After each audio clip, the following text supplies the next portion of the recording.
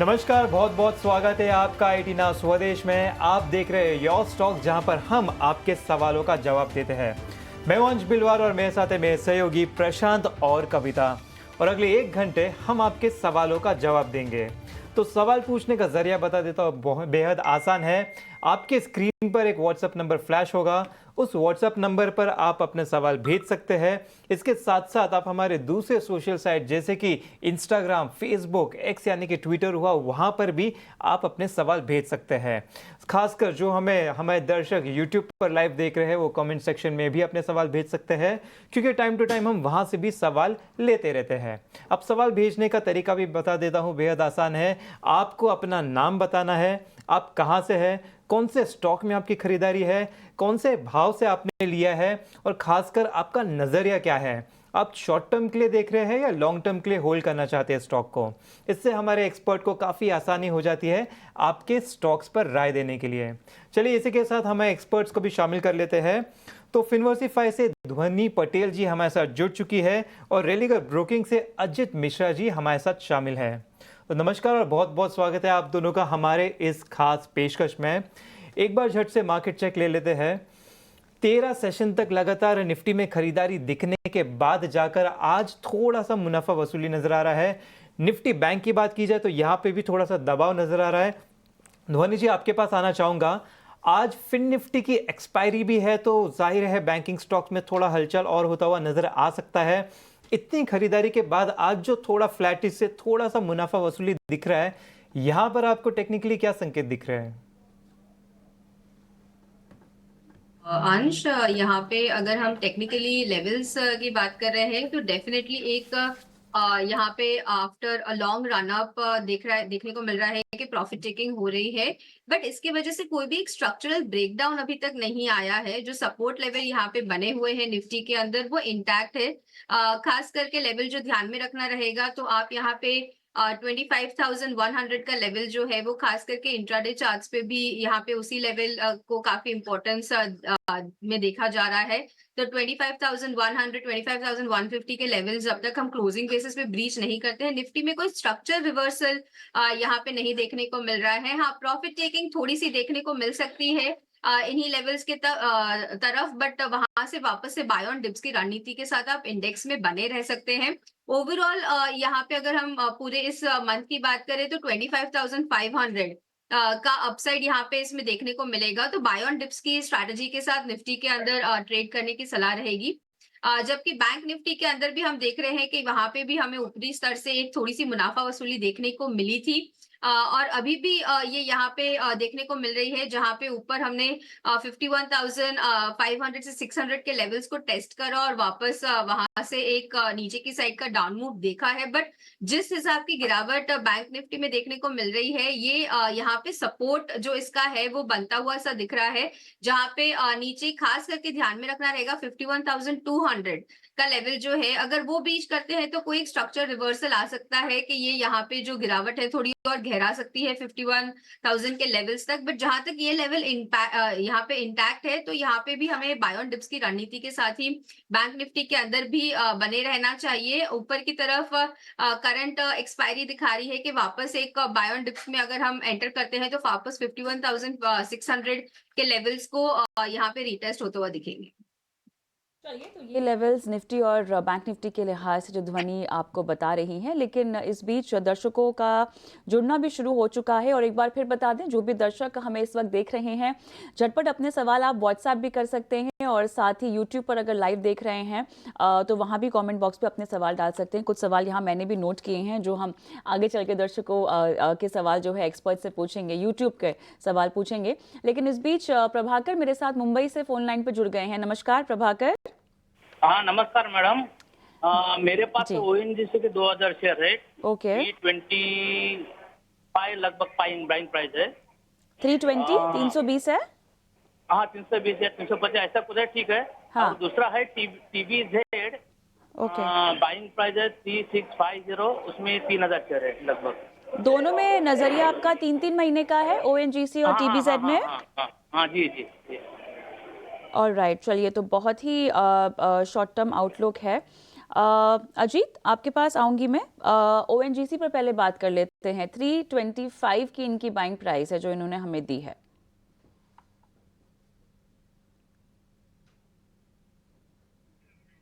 आप शायद म्यूट पर हैं।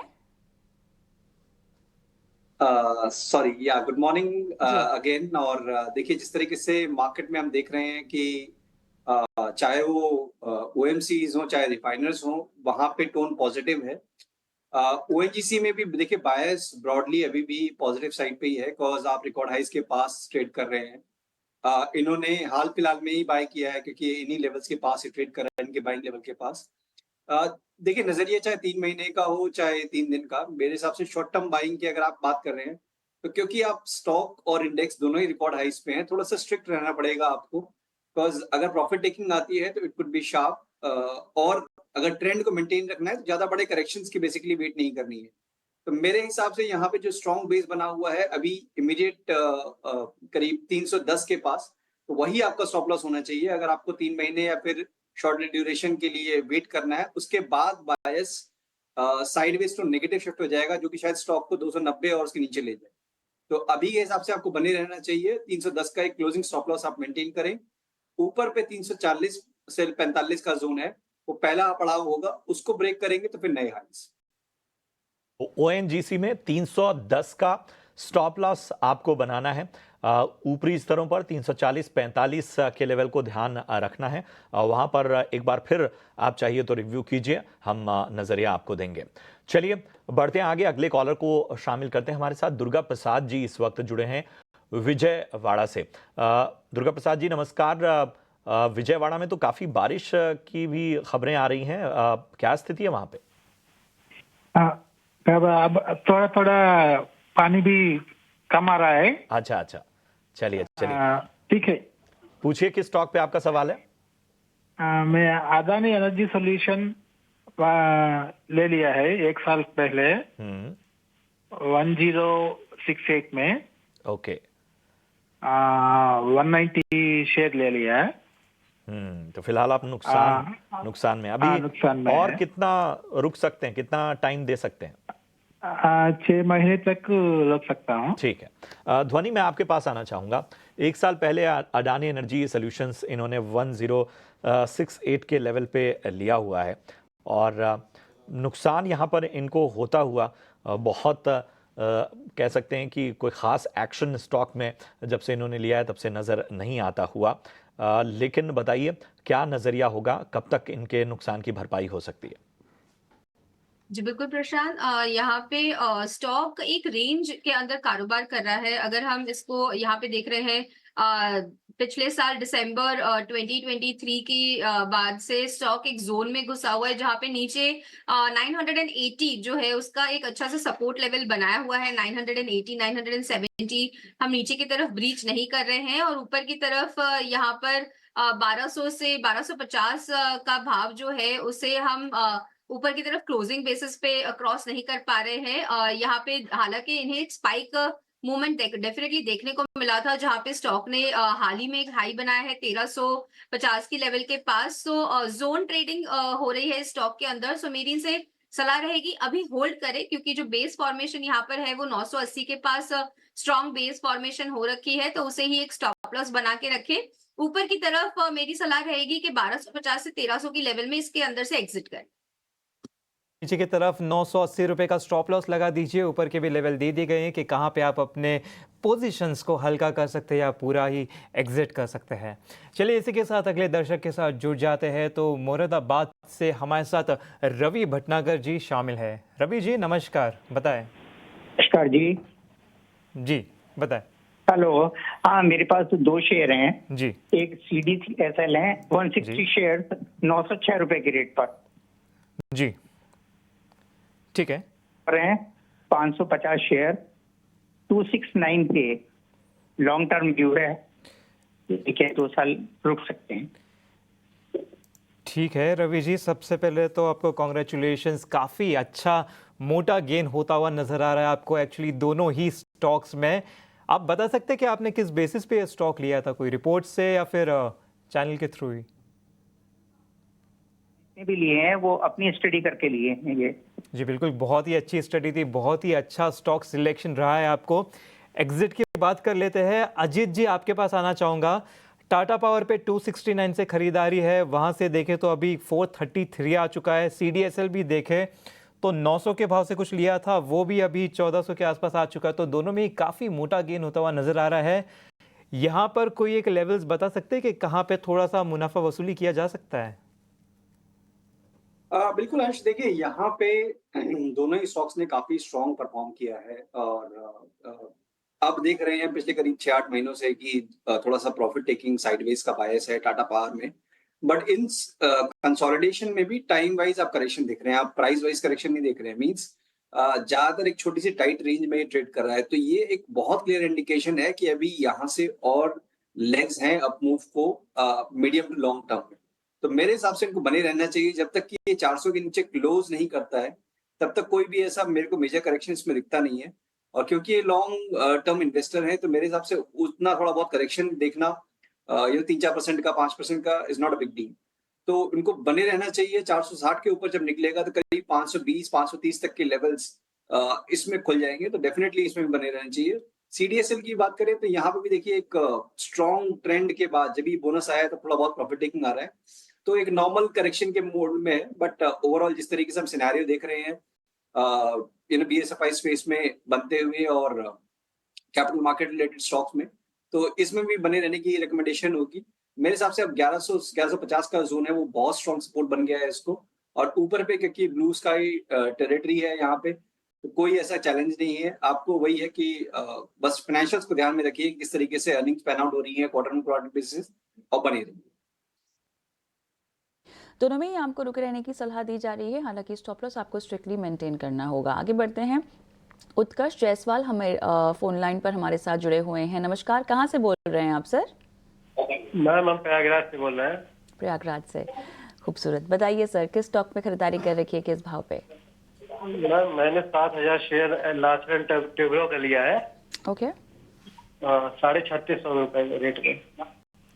3650। ओके, 3650 की आपकी बैंक प्राइस है। और आपको ये बताइए कि कब तक रुकना है इसमें अभी? मैम हमें 3900 बेचना है, सेल करना, तो ये कब तक जाएगा? 3900 पे इनको बेचना है। चलिए, वेरी क्लियर। ध्वनि, ये लेवल्स भी आपको बता रहे हैं कि इन्हें लेवल पर बेचना है। बताइए कब तक ये लेवल्स चार्ट के मुताबिक आप आता हुआ देख रही हैं? जी बिल्कुल, यहाँ पे कविता, यहाँ पे टाइम प्रेडिक्शन थोड़ा सा ट्रिकी हो जाएगा, बट मैं इनसे ये कहूंगी कि खरीदारी आपकी अच्छे भाव की है। ओवरऑल जो चार्ट स्ट्रक्चर यहाँ पर है वो कंसोलिडेशन जोन में चल रहा है। स्विंग यहाँ पे ट्रेड कर सकते हैं। नीचे की तरफ सपोर्ट लेवल बना है, तो 3620 के जो रेट है उनको खास करके ध्यान में रखना रहेगा। अगर उनको ब्रीच करता है तो स्टॉक यहाँ पे बेयरिश साइड पे मोमेंटम दिखा सकता है, बट जहां तक ये लेवल्स बरकरार है तो ऊपर की तरफ इसके अंदर इनको स्विंग मूव्स अपसाइड के ही देखने मिलेंगे। इनका 3900 का भाव कब तक आएगा वो मैं नहीं बता सकती हूँ, बट जरूर आएगा, क्योंकि जो हाई ऑफ द चैनल यहाँ पे देखने को मिल रहा है वो उन्हीं भाव के पास है। तो बने रहे, स्टॉप लॉस को स्ट्रिक्टली मेंटेन करें। स्टॉप लॉस को आपको मेंटेन करना पड़ेगा और इसके साथ ही बने रहने की सलाह। आपका भाव आएगा, लेकिन उसकी समय सीमा क्या होगी ये अभी फिलहाल नहीं कहा जा सकता। चलिए बढ़ते हैं आगे। ऑप्शंस के चैंपियन आपके लिए लेकर आते हैं।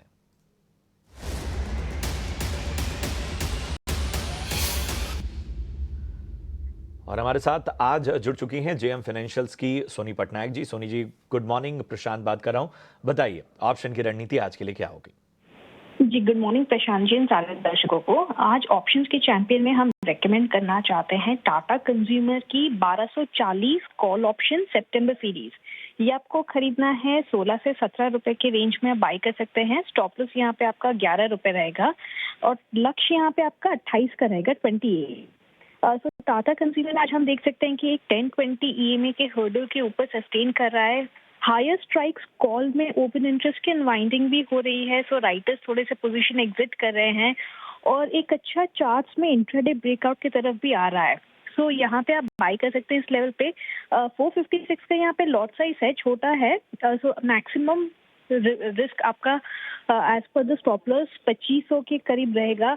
और अगर व्यू सही जाता है और यहाँ से टाटा कंज्यूमर टुवर्ड्स 1250-1260 के लेवल्स को टेस्ट करता है सितंबर सीरीज में, तो आपका यहाँ पे जो मैक्सिमम टारगेट है उसके अनुसार आपका मैक्सिमम रिवॉर्ड करीबन 5200 के करीब रहेगा। क्या करेंगे सोनिया आपका इस अहम रणनीति के लिए? तो टाटा कंज्यूमर 1240 की कॉल सितंबर सीरीज की आपको खरीदनी है 16-17 के भाव पे, लक्ष्य 28 का, स्टॉप लॉस 11 रुपए का, अधिकतम मुनाफा 5244 का और अधिकतम नुकसान 2500 के आसपास हो सकता है। यहां पर आपके सामने सेबी का स्टैंडर्ड रिस्क डिस्क्लोजर लेकर आते हैं जो बताता है कि फ्यूचर और ऑप्शन की दुनिया जोखिमों से भरी पड़ी है। 90% लोग इसमें पैसे गंवाते हैं, इसलिए अपने फाइनेंशियल एडवाइजर की सलाह और इसके साथ ही पक्की तैयारी हो तो ही ट्रेडिंग इनिशिएट कीजिए। साथ दयानंद जी हमारे साथ जुड़ चुके हैं। दयानंद जी गुड मॉर्निंग, बताएं। Good morning sir. Good morning Dayanand ji. Sir actually मेरा सवाल था हाँ जी। कि मैं मझगांव डॉक का जो शेयर लिया हूँ जी, वो अभी जो है मैंने 4616 का रेट में लिया है जी, और अभी जो है काफी डाउन हो गया है सर जब से लिया हूँ। ठीक है। 4467 चल रहा है, आज तो थोड़ा सा इंक्रीज हुआ है। तो अभी इसको क्या सर मैं होल्ड कर सकता हूँ सर, या मतलब ये बढ़ने की संभावना है इसकी? ठीक है, वैसे तो 3% ही नीचे आया है, इतना तो एक्चुअली यूजुअली मूव देता ही है स्टॉक। आपका अच्छा। बताइए क्या बोल रहे हो आप? हाँ हाँ बोलिए बोलिए सर। ठीक, तो आपका नजर है कि आप थोड़ा लॉन्ग टर्म के लिए देख रहे हैं या शॉर्ट टर्म के लिए देख रहे हैं? मैं शॉर्ट टर्म के लिए देख रहा था सर, मतलब 1-2 महीने के अंदर मतलब कुछ हो सकता है। जी जी बिल्कुल। धोनी जी मैं आपके पास आना चाहूँगा।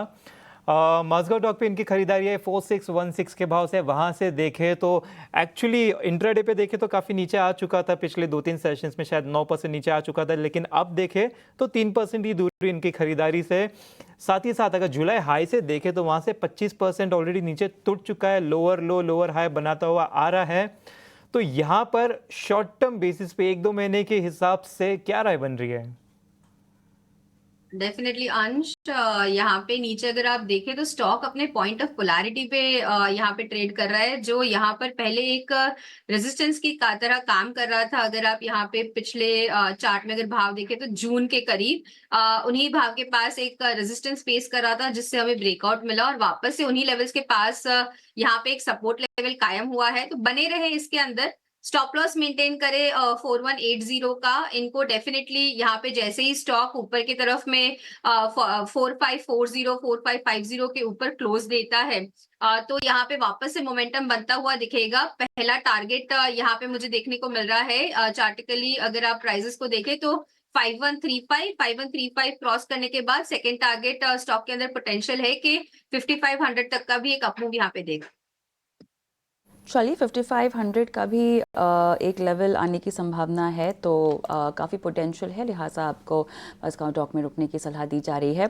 पुणे से हमारे दर्शक दीपक जावले फोन लाइन पर हमारे साथ हैं। नमस्कार दीपक। नमस्कार, बताइए। मैम मेरा सवाल था अडानी ग्रीन के लिए, जो जी। मैंने बाइंग, मेरी एवरेज प्राइस है 1904. Perfect, okay 0.40. ओके। मेरे पास 453 क्वांटिटी है और मैं शॉर्ट टर्म 453। के लिए देख रहा हूँ, तो मैं क्या करना चाहिए मैंने, और कब तक रुकना चाहिए? ऑलराइट अजीत, इनका आउटलुक थोड़ा सा नियर टर्म ही है और चलिए इनके बाइंग प्राइस के आसपास ही है, इनफैक्ट हल्के प्रॉफिट में भी हैं ये। और ख़बर भी है यहाँ पर जो जेवी पैक्ट है उसको अप्रूवल भी दिया है ऑलमोस्ट 444 मिलियन का टोटल एनर्जीज़ के साथ। तो न्यूज़ बेस्ड ट्रिगर आपको कितना अहम लगता है? और उसके साथ साथ क्योंकि 1910 के आसपास ऑलरेडी चल रहा है, इनका शॉर्ट टर्म आउटलुक भी है, क्या आप सलाह देंगे? स्टॉप लॉस क्या रेकमेंड करेंगे खास तौर से? बिल्कुल, देखिए कविता, यहाँ पे जैसे कि हमने देखा है कि अदानी ग्रुप ऑफ स्टॉक थोड़ा सा मिक्स ट्रेड कर रहे हैं। कुछ एक स्टॉक्स हैं जो कि अपना अच्छा परफॉर्म कर रहे हैं, अपने रिकॉर्ड हाइस के पास है। उनमें से अदानी ग्रीन एक है कि जहाँ पे 52 वीक हाई के पास ट्रेड कर रहे हैं। पिछले करीब 7-8 महीने के अगर आप देखेंगे ट्रेडिंग को, तो करीब 1750 से लेकर 1980 का एक बैंड जिसमें ये ट्रेड कर रहा है, और अभी आप अपर बैंड के पास आके कंसोलिडेट कर रहे हैं। तो मुझे लगता है कि डेफिनेटली इनको बने रहना चाहिए। जो नेक्स्ट स्विंग आएगा वो 1980-1990 के ऊपर आएगा। तो अगर आप बिल्कुल शॉर्ट टर्म के लिए देख रहे हैं तो आप यहाँ पे एक बार एग्जिट करके 1980 के ऊपर बाय करें मोमेंटम के लिए, अगर आपको प्योरली बाय करना है उस केस में 1890 आपका स्टॉप लॉस होगा, 2150 तक के टारगेट्स। और अगर आप इसको हफ्ता 10 दिन 15 दिन रख सकते हैं तो 1860 के स्टॉप लॉस के साथ इसमें बने रहिए। मूव जो आएगा वो 1990 के ऊपर ही आएगा, उस केस में 2160 तक के लेवल्स पॉसिबल है। तो दोनों ही कंडीशन में आपको बने रहने की रिकमेंडेशन होगी 1860 का स्टॉप लॉस के साथ। बिल्कुल, तो ये है अडानी ग्रीन पर आपको एक खास रणनीति, हर स्तर और तमाम लेवल्स भी आपको बता दिए गए। चलिए कुछ यूट्यूब के भी लाइव सवाल लेते हैं। रवि मंत्री का सवाल हमारे पास आया हुआ है और इन्होंने आईडीएफसी फर्स्ट बैंक पर राय जाननी चाहिए है। कह रहे हैं कि पिछले 3 महीने से ये इस स्टॉक में बने हुए हैं और इनकी जो एवरेज प्राइस है वो 80-81 रुपए के आसपास है। आगे का नजरिया जानना चाहते हैं। ध्वनि में आपके पास आना चाहूँगा। एचडीएफसी फर्स्ट बैंक 80-81 की खरीदारी है और 3 महीने से इन्होंने स्टॉक में बरकरार हैं, लेकिन फिर आगे का जो नजरिया है वो जानना चाहते हैं, थोड़े ऊपरी स्तरों की बाइंग इनकी। वैसे प्रशांत, अगर ओवरऑल चार्ट स्ट्रक्चर देखें इसका तो पिछले 1 साल से स्टॉक यहाँ पे बेरिश मोड पे ही चल रहा है। यहाँ पे हाई देखने को मिला था करीब 100 की भाव के पास और उसके बाद लोअर हाई लोअर लो की फॉर्मेशन कंटिन्यू होती हुई दिखी है। हालांकि शॉर्ट टर्म में यहाँ पे जो स्विंग लो बनाए हैं वो करीब 70-71 की लेवल के पास है। उसके बाद हमें एक वापस से रिबाउंड इसके अंदर देखने को मिला है। मेरी इनसे सलाह रहेगी कि बने रहें, स्टॉप लॉस स्ट्रिक्टली मेंटेन करें। यहाँ पे 73 रुपीज 50 पैसे का, इसके नीचे अगर स्टॉक क्लोजिंग देता है तो वापस ये फॉर्मेशन कंटिन्यू करता हुआ दिखेगा on the bearish side. But इनको वापस में ऊपर कोई भी एक बाउंस मिलता है जहां पे 78 से 79 के रेट के बीच में इन्हें एग्जिट मिलता है, तो उन्हीं रेट के पास जो थोड़ा बहुत नुकसान होता है उसके साथ एग्जिट करने की सलाह रहेगी। ठीक है, तो एक खास रणनीति आपको यहाँ पर आईडीएफसी फर्स्ट बैंक पर ध्वनि जी की तरफ से मिलती हुई। यार